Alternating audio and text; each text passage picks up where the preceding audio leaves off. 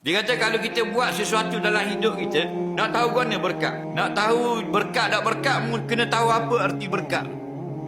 Ramai orang ni salah faham arti berkat. Salah. Dia kata berkat tu banyak boleh.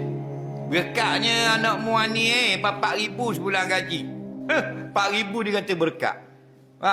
Gaji 1,000 tak berkat. Salah. Kalau banyak tu berkat, orang kafir lah berkat. Orang kafir berapa juta sebulan boleh. Faham lagi? Tokai kasino ke tiang ada berkat. Berkat bukan piti banyak.